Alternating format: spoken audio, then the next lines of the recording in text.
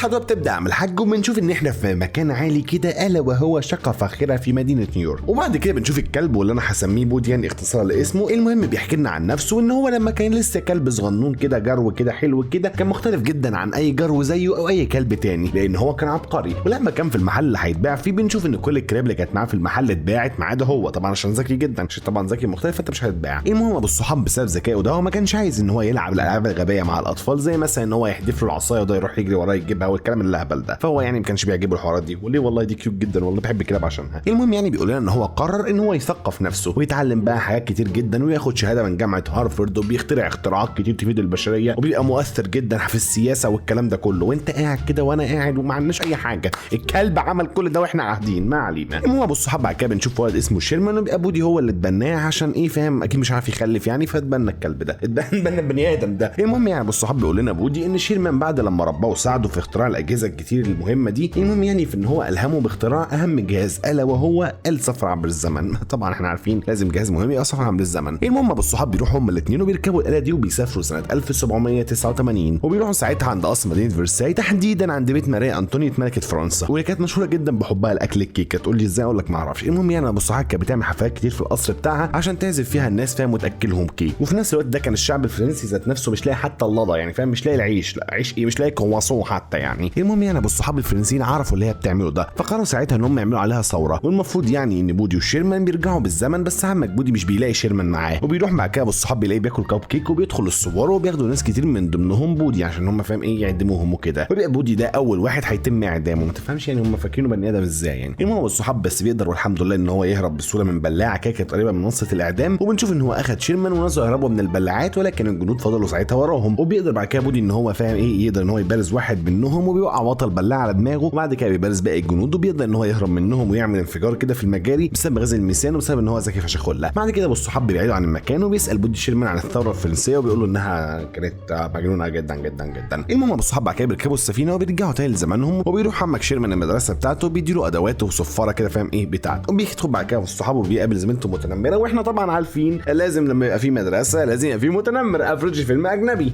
المهم ابو الصحاب المتنمره دي بتاخد منه صفارته وبايه بتقعد تغلس عليه وتقول له يا كلب، وبتحاول انها ايه تصفر في الصفاره لحد لما عمك شيرمان بيجيب اخره من البت دي ويقوم جاي عاضدها، وبنشوف مش عارف هو تقريبا جاله سعار ما تفهمش ولا ايه. المهم ابو الصحاب بعد كده بنشوف ان هو جاله استدعاء ولي امر من المدرسه وبيروح بودي عشان يستلمه، والمديره بتفضل تتكلم عليه فاهم انت وتقول له يعني ايه لم ابنك وكده، وبنشوف بعد كده بودي مع شيرمان وهو بيعتذر له. بنرجع بالزمن تاني عشان نشوف ازاي اساسا بودي ربى عمك شيرمان، وليهم ذكريات كتير مع بعض، اهمها يعني ان بودي كان ماشي في يوم كده ولقى شيرمان وهو لسه بيبي صغنون مرمي في الصندوق في الشارع، وكان يعني في عز الشتاء، فقرر ساعتها ان هو ياخده ويروح فاهم انت يعمل بيه ورق كده فاهم ويتبناه، ويبقى ساعتها شيرمان هو ابن بودي. تخيل انت تبقى ابن كلب.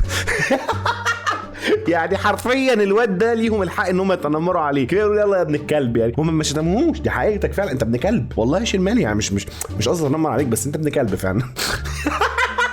يلا يا ابن الكلب. المهم بعد كده ابو الصحاب بنشوف بودي عزم بيني اللي هي المتنمره اللي عمك شيرمان عضها ده، وعزمها ساعتها هي واهلها فاهم عشان يصالحهم على بعض، وساعتها اهلها بيوصلوا بيكون عمك شيرمان مقلق جدا منها ومن ابوها، بس ام بيني بتقدر انها ايه فاهم تهدي الدنيا والوضع اللي هو استهدوا بالله. ابو الصحاب يعني ايه هدوا اعصابكم كده شويتين. بنشوف بعد كده ابو الصحاب ان شيرمان بيحاول ان هو يتكلم شويه مع بيني وبيحاول ان هو يصالحها، وبتقدر هي كمان فاهم تجرجره في الكلام لحد ما بتقدر تعرف عن آلة الزمن هم بيعملوها دي، فبتخليه ساعتها يروح بيها على آلة الزمن ويركبوها، وبترجع بين الزمن قدماء المصريين ان هم الفراعنه. وبنشوف بعد كده ان على الناحيه الثانيه لسه بودي بيحاول ان هو يخلي ابو بيني يفك شويه من اللي حصل ده، بس برضه بيفضل هو مصمم من اللي حصل ده غلط جدا. ما انت معلش يعني مش انت كلب يعني ابنك ابن الكلب ده يجي يعضنا، يعني ايه ده سعار ده ولا ايه؟ ما يا عم لبسه كمامه يا عم الله، اربطه بحاجه، هات له مدرب، اما اي حاجه فيه ما تخلوش تعض بنتي. المهم الصحاب الراجل حرفيا من عصبيه بيطق له عرق كده وظهره بيشد عليه، وبيروح ساعتها بودي عشان يساعده ويطرقع له ظهره، فالراجل ساعتها بيرتاح قوي بيقول له والله احنا كنا ظالمينك يا عم بودي انت وشيرمان ابن الكلب ابنك ده، بس ماشي عادي يعني. بيحتفلوا بعد كده سوا بالصحاب وبيشربوا فاهم انت ايه عصير قصب، اعتبرها عصير قصب. بعد كده بيجي شيرمان وبيقول لبودي على اللي حصل ده، فبودي بيقرر ان هو يعمل تنويم مغناطيسي لابو وام بيني عشان يرجعوا بالزمن ويجيبوا البت مني دي نشوف هي راحت فين، وبنشوف بعد كده ان هم رجعوا بيلاقوا انها بقت الملكه وانها كمان هتتجوز توت عنخ امون، يعني ما تفهمش انا ايه الكلام ده، وانهم بيفضلوا يقنعوا فيها انها ترجع معاهم بطل الهبل اللي هي فيه ده،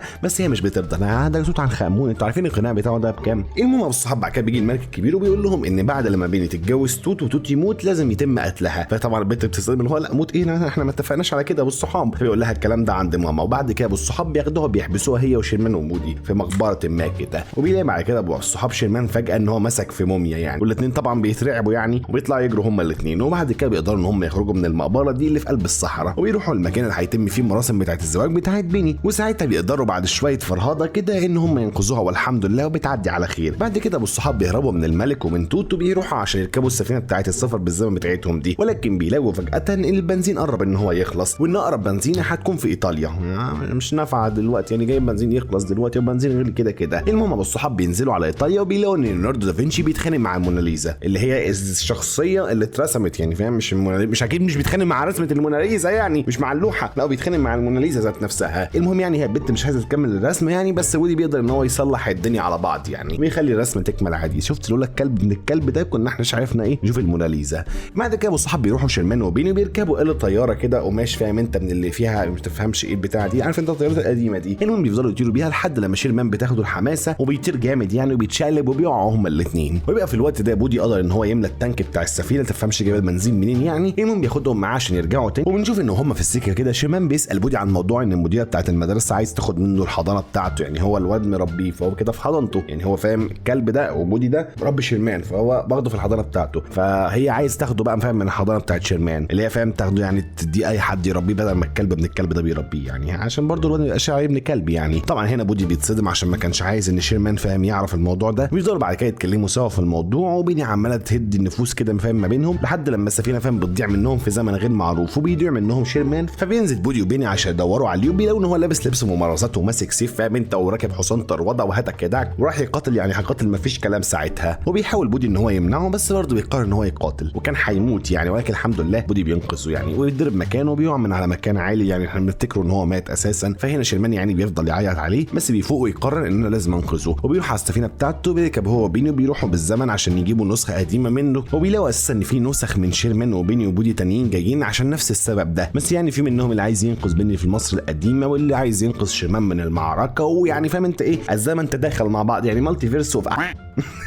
المهم بعد كده بنشوف ان كلهم عملوا خناقه مع بعض وفضلوا يشدوا في بعضهم كده عشان كل واحد عايز ياخد نسخه تانية لحد لما بيحصل انفجار غريب كده عشان الزمن تداخل في بعضه. ولكن بتروح نسخه من بودي مع شيرمان وبيني على السفينه عشان يشوفوا حل في الزمن من الهبب اللي بيحصل فيه ده. وبقى بالصحاب الزمن والشخصيات التاريخيه كلها فتحت على بعض يعني فاهم انت الدنيا باظت هي خلاص فاهم لغوطت في بعض. واينشتاين بقى فاهم على نيوتن على توت عنخ امون على مش عارف مين فاهم كل دول دخلوا في بعضيهم يعني. ويفضلوا ساعتها بالصحاب في هرج ان هو ورج لحد ما بيقرروا ان هم يجيبوا بودي عشان يحل الموضوع ده. احنا مش عايزين بقى ايه نشوف الكلب ده عمل ايه. بيروح ساعتها شيرمان وبودي على السفينه وبيخلي شيرمان هو اللي يقوم بالمهمه دي عشان يحس ان هو ليه لازمه فاهم انت بدل ما هو ابن كلب كده. وبنشوف ان هو قدر يخلص الموضوع كله كل واحد بيرجع لزمنه من تاني والحمد لله. وبيرجع بقى شيرمان وبودي لزمانهم في المدرسه وبيحس شيرمان بقيمه بودي وخلاص يعني بيقرر ان هو ايه يكمل معاه ويبقى كل واحد في زمانه فاهم مبسوط بقى وعمال يحتفل والدنيا هيصه وزنبليطه والحاجات دي كلها.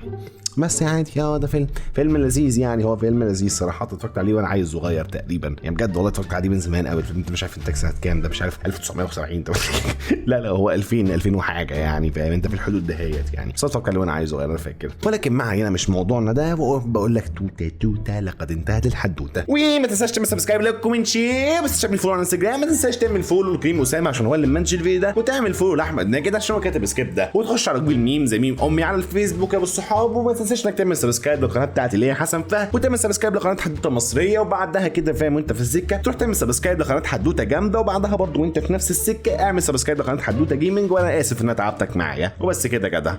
السلام عليكم.